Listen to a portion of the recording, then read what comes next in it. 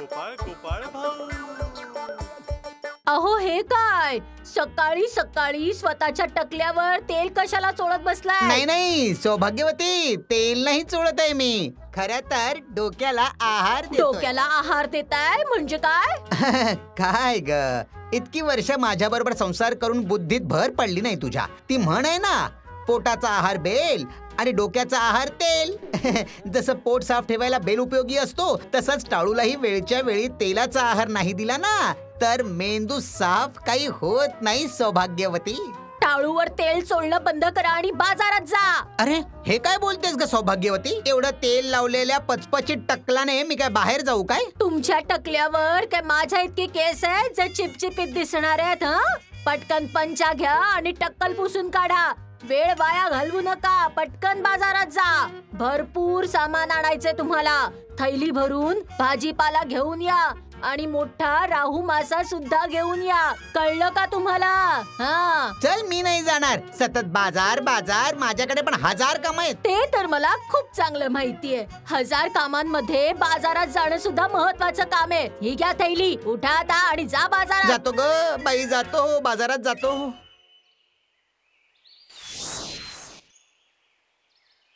गोपाळ भाऊ, तुम्हालाच बोलवायला येत होतो. बोलवायला येत होतास म्हणजे रे? म्हणजे असं, काबूलहून महाराजांच्या एका मित्राने भरपूर खजूर पाठवले आहेत, म्हणून महाराजांना खजूर खाता खाता तुमच्या सोबत बुद्धिबळाचा खेळ खेळायची इच्छा आहे. चला पटकन चला, लवकर चला.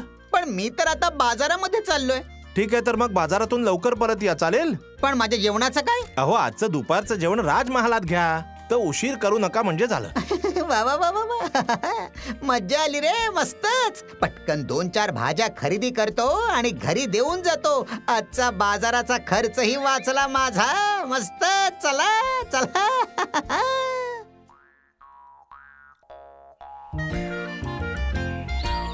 कुठेस ग सौभाग्यवती? घे घे. अगं तुझं सामान तरी घे. अहो हे काय, फक्त भोपळा आणि दुधी भोपळा आणलात तुम्ही? मासे कुठे आहेत मासे? अगं मासे आणायला वेळच कुठे मिळाला मला? वेळ नाही मिळाला म्हणजे काय? अगं नाही ग, महाराजांचा संदेश होता, ताबडतोब ये. पटकन महालामध्ये पोहोचावं लागेल मला. महाराजांनी बोलवले? पण दुपारचं जेवायला तर घरीच याल ना? नाही नाही नाही ग, पहारेकरांनी सांगितलंय की दुपारचं जेवण राजमहालातच आहे माझं. अच्छा, असं आहे का? म्हणजे मी घरात बसून दुधीची आणि भोपळ्याची भाजी खायची आणि तुम्ही तिकडे राजमहालात मेजवानी घ्यायची. यात मी काहीच करू शकत नाही, कारण तू गोपाळ भाऊ नाहीयेस ना. हो, तोंडातल्या तोंडात काय बोलताय? चल चल, मी निघतो आता सौभाग्यवती. काय मग, कसं काय येणं केलं तुम्ही? आता काय सांगू महाराज, हे खजूर नाही, हे तर अमृत आहे. हे काही साधे सुधे खजूर नाहीत, थेट काबूलचे खजूर आहेत. आज हे खजूर गोपाळला खाऊ घालेन आणि त्याला इतका त्रास देईन ना, त्याचा विचार करून देखील आनंद अनावर होतोय. महाराज, तुम्ही मला बोलवलत का? हो, पटकन ये, बस बस. खजूर खा आणि बुद्धिबळ खेळ.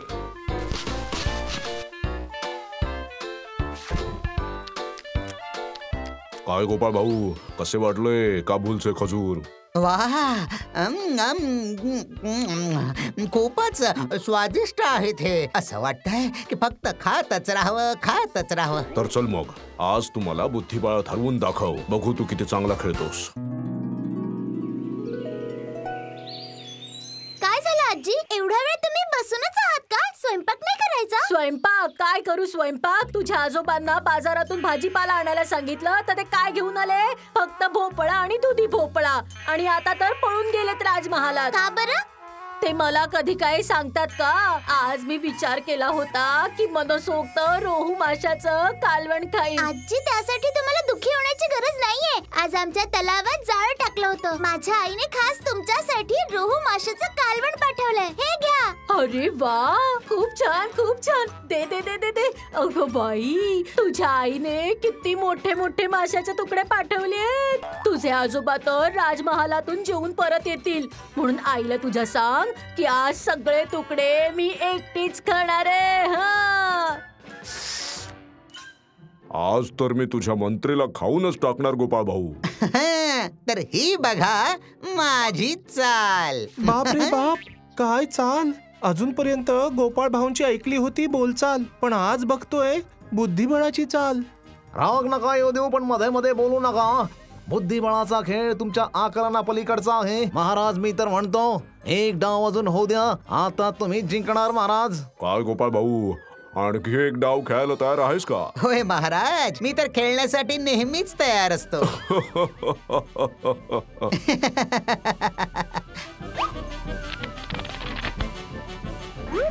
अच्छा गोपाळ भाऊ, तू आता पुन्हा तुझ्या सोंगट्या ठेव बघू. अरे हे तू काय केलं आहेस? मी काय केलं महाराज? अरे खेळताना तू सगळे खजूर एकट्यानेच खाल्लीस की काय? नाही नाही नाही, हे साफ खोट आहे. आम्ही सगळ्यांनी मिळून खजूर खाल्लेत ना. ते तर सगळ्यांनीच खाल्ले, पण तू तुझ्या उष्ट्या बियांच्या वाडग्यात पहा जरा. अरे बापरे, ह्यात तर भरपूर बिया आहेत. मंत्री आणि सेनापती यांनी मिळून एका वाडग्यात बिया टाकल्या आहेत, पण गोपाळ भाऊ बघ, तुझ्या एकट्याच्या वाडग्यामध्ये त्या दोघांपेक्षा जास्त बिया आहेत. शी शी गोपाळ भाऊ, तू खादाड आहेस हे तर माहित होतं, पण इतका लोभी आहेस हे माहित नव्हतं मला. ठीक आहे महाराज, मी मान्य करतो की मी लोभी आहे.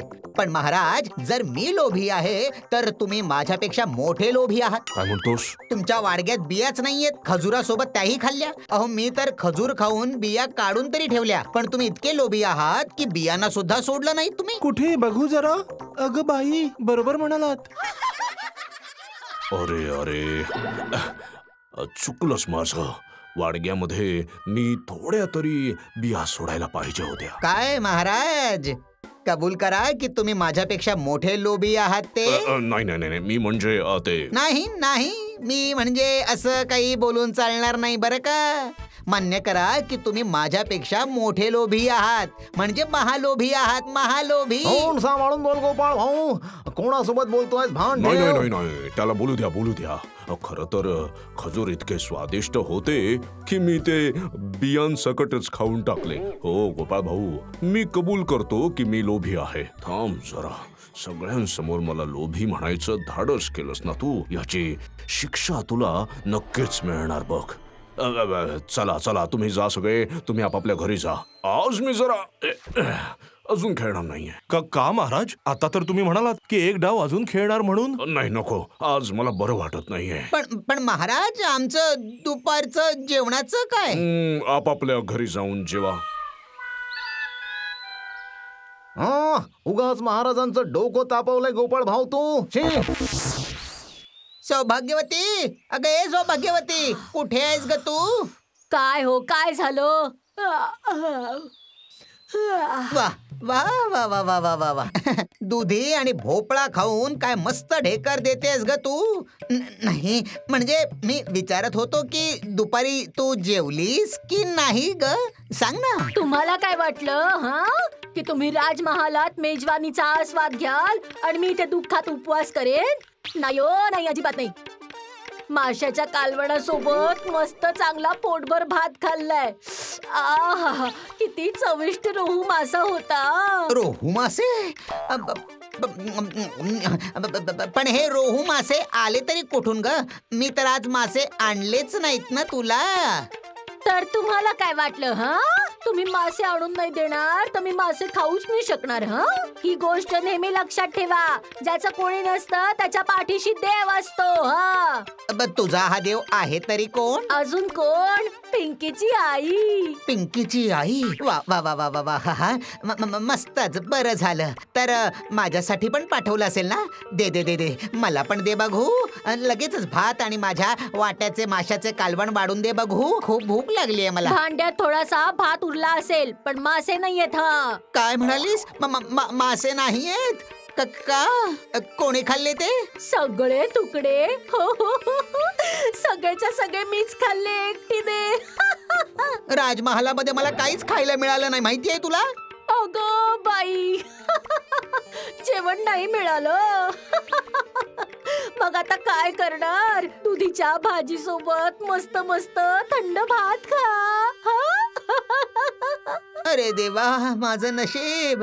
हाच कोणाचं तोंड बघून उठलो होतो मी. नाही नाही नाही नाही, गोपाळ भाऊची ही बेअदबी आता सहन होत नाहीये. आज तर त्याने सगळ्यांसमोर मला अतिलोभी असं म्हटलं. ह्यात गोपाळ भाऊंचा काय दोष आहे सांगा? हे काय बोलताय? दोष नाही. तुम्ही त्यांच्या मागे का लागलात? तुम्हाला त्यांची बुद्धी आणि त्यांचे गुण माहित नाहीयेत का? ठीक आहे, ठीक आहे. मी आता त्याचा सगळं उन्मादच चांगल्या प्रकारे संपूनच टाकतो कायमचा. असा डाव टाकतो की तो रडतच बसला पाहिजे. तुम्ही कितीही हुशारीने फासे टाकलेत ना तरी बघालच, गोपाळ भाऊ त्या जाळ्यातून सहज बाहेर पडतील. ठीक आहे, बघूया मग. बघूयाच.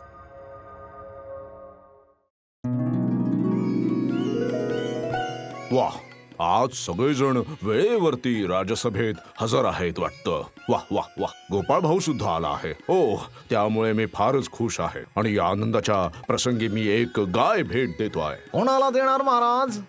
सुरुवातीला मी गोपाळ भाऊलाच द्यायचा विचार करत होतो, पण त्यामुळे तुम्ही नाराज व्हाल म्हणून गाय दोघांमध्ये वाटून द्यायचा निर्णय घेतलाय मी. गायची वाटणी? हो, गायीची वाटणी. पहिले 15 दिवस गायीच्या पुढच्या भागाची जबाबदारी गोपाळ भाऊ सांभाळेल आणि मागचा भाग मंत्री सांभाळेल.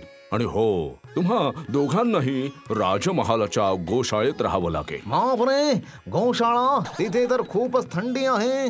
त्यासाठी सोय केलेली आहे. तुम्हाला लोकरीच्या घोंगड्या दिल्या जातील. दिवसा गोपाळ भाऊ वापरेल आणि रात्रीच्या वेळी तुम्ही. चला, बरं झालं, थोडा तरी आराम मिळाला. आणि लक्षात ठेवा, कुणीही गोशाळा सोडून पळालं तर त्याला कठोर शिक्षा दिली जाईल आणि जो कोणी टिकेल त्याला 100 मोहरा बक्षिसा म्हणून मिळतील. काय मग मंत्री, तयार आहात का? तयार आहे, अगदी तयार आहे. सगळं सोडून कोण पळणार महाराज? जर गोपाळ भाऊ पळालाच तर पळेलही. अहो, मैदान सोडून हा गोपाळ भाऊ कधीच पळणार नाही हा मंत्री महोदय. छान छान. मग आता बोलायला काही उरलंच नाही. रात्री गोशाळेत जाऊन बघा. रात्री तिथे जेवढी थंडी असते तेवढेच तिथे मच्छर सुद्धा आहेत. एक दिवस टिकणं सुद्धा अशक्यच आहे. गोपाळ भाऊ, मला अति लोभी म्हणण्याची शिक्षा तुला नक्कीच मिळणार. तुम्हाला लोभी म्हणालो याची शिक्षा द्यायचं ठरवलंय काय तुम्ही? बघाच तुम्ही आता, तुम्ही माझ्यासोबत काहीच करू शकणार नाही.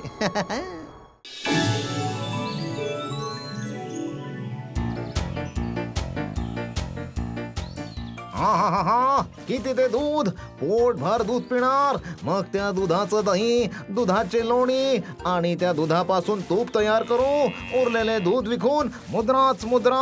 वा वा वा वा वा, माझं नशीब किती छान आहे. यालाच म्हणतात गरम गरम भात आणि त्यावर साजूक तूप. ज्याचं नशीब चांगलं त्याला सगळं मिळतं आणि ज्याचं नशीब फुटकं तो आपटी डोकं.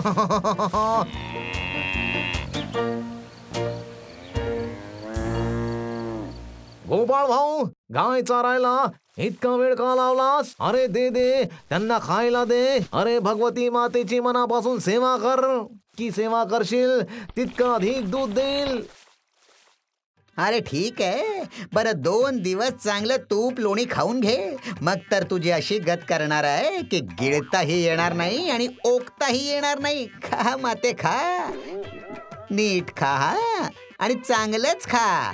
आमच्या मंत्रीजींना भरपूर दूध पण द्या.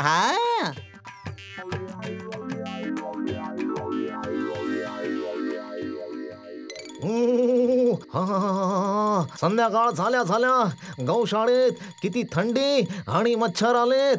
अरे रे गोपाळ भाऊ, अरे गोपाळ भाऊ, काही म्हणालात तुला का? अक्कल आहे की नाही?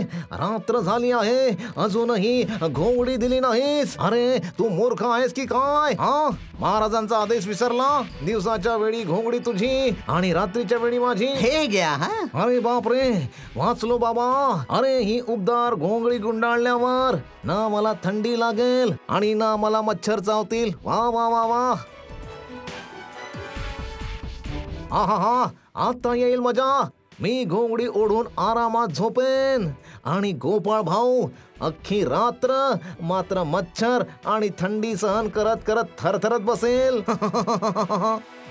किती कडक थंडी पडलीये आणि या थंडीत त्यांना असं किती दिवस गौशाळेत राहावं लागणार आहे काय माहित. अरे बापरे, पूर्ण दिवस त्या गौशाळेत ते काय खात असतील, काय करत असतील. आणि महाराजांनी असा विनोद करायला नको होता. हा काय विनोद शोभतो का त्यांना? उद्या सकाळी मी स्वतः माझ्या डोळ्यांनी सगळं बघून येते.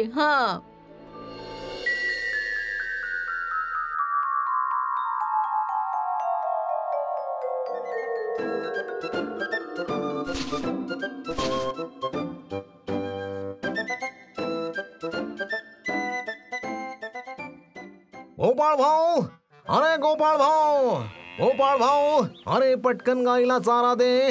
सूर्य उगवल्याबरोबर मी दूध काढायला बसणार आहे.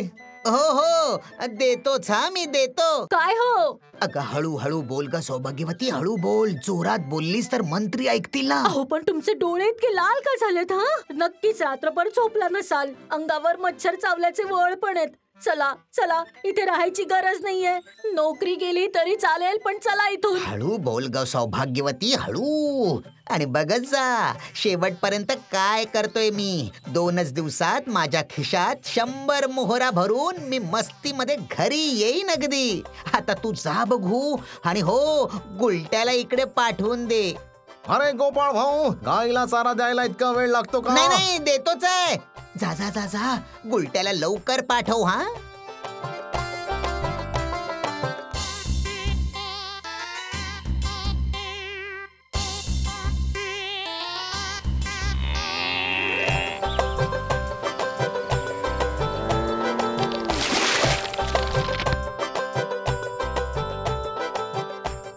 चारा दिलाय हा मंत्री साहेब. आता तुम्ही दूध काढायला सुरुवात करू शकता. पण दूध काढण्याआधी मला माझी घोंगडी द्या. दिवस उगवलाय ना, दिवसा घोंगडीचा हक्क माझा आहे. हो हो, माहित आहे मला. हे घे.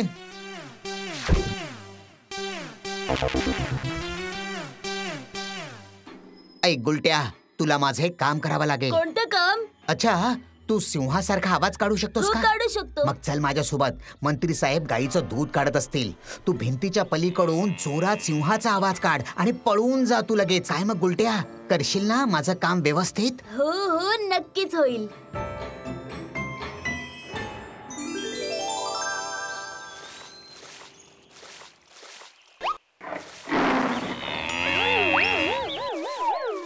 अरे हा, अरे बापरे, अरे रे रे रे. हो, असं वाटतंय माझी सगळी हाडं मोडली. गोपाळ भाऊ, गोपाळ भाऊ, गोपाळ भाऊ, अरे वाचव मला, वाचव. काय झालं? काय झालं मंत्री साहेब? अरे बापरे, मेलो मेलो रे. अरे अचानक गायने अशी लाथ मारली की माझी हाड मोडली. अरे बापरे, अरे बापरे, ही गाय आहे की घोडा? हा, काईने अचानक लात का मारली बरं? सिंहाचा आवाज ऐकून. सिंह? अहो काय बोलताय काय? इथे सिंह कसा येईल? असं काही बोललात ना तर घोडे सुद्धा हसतील. चला चला, उठून बसा बरं. अरे बापरे, अरे बापरे, मेलो रे. अरे गोपाळ भाऊ, अरे हे काय चाललंय? अहो अजून सुरुवात कुठे केलीये? आता पुढे पुढे बघा काय काय होतंय ते.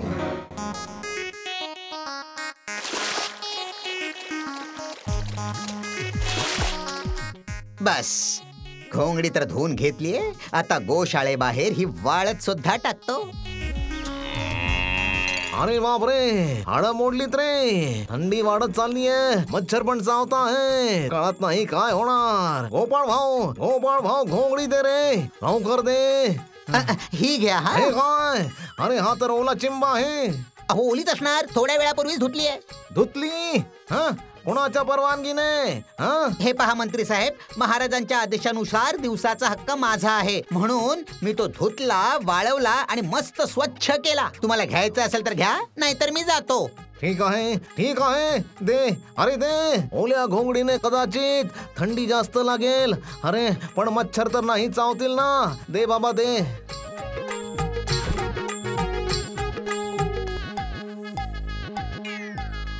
अरे बापरे, अरे बापरे, अरे बापरे, अरे बापरे, थंडी, खूप थंडी आहे बाबा. ओल्या घोंगडीमुळे वाटतंय की तापही आलाय. गोपाळ भाऊ, दिसत नाही का मी गाढ झोपेत येतो? आता मला त्रास देऊ नका. नाही नाही, मी इथून पडतो. जर असंच रात्रभर राहिलं तर मी तर मरून जाईल रे. मी पडतो बाबा.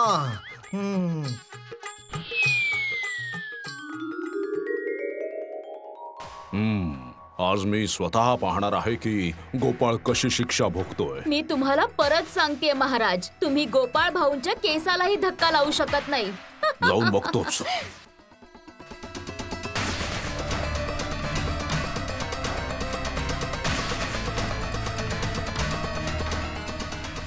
मंत्री, ओ मंत्री. अहो ते तर पहाटेच पळून गेले ना. पळाले? चला त्यांच्या घरी जाऊया. अरे बापरे, अरे बापरे, मेलो रे.